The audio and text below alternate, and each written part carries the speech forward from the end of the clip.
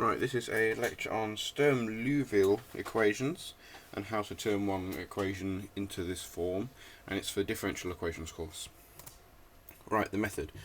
Right, as I've just said, it's a second order differential equation. So just like one of these, but it's a different form. So given one of these, these are your functions, and it equals 0, then you let big P dash of x over P of x equals small p of x, and this is just the method how they do it. I don't actually see the need to do this. You could just jump straight to here and so using this, big P of x equals c, a constant, times e to the power of integral P of x dx. Now I suppose you could think of that as a homogeneous, but it hasn't got a minus in front. Right, next you let c, the constant, equal 1, and then you solve this lambda w minus q, and this equals p, big P of x times q of x, so q of x and p of x.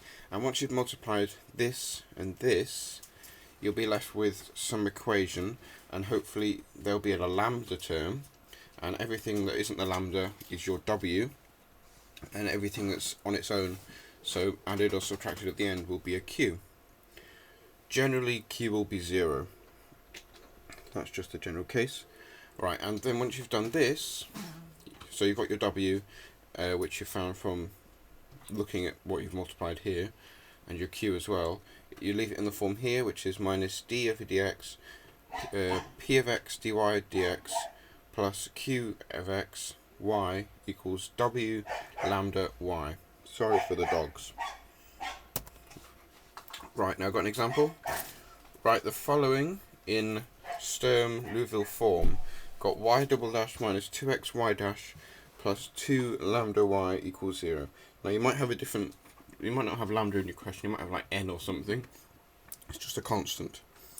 So, first thing, we have to find the p of x. So it's ce to integral of minus 2x dx, which is a nice easy one, so it goes to e to the minus x squared. Next, we have to find the lambda terms. So we'll let c equal 1, then we have lambda w minus q, and we'll let this equal to p of x times q of x. And if we multiply this times this, remember if there's anything in front here, you have to just divide by it throughout.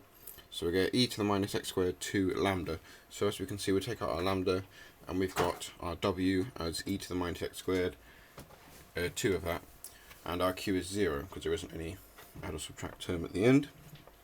You can have a lambda in your w term, just so you know. Here we go.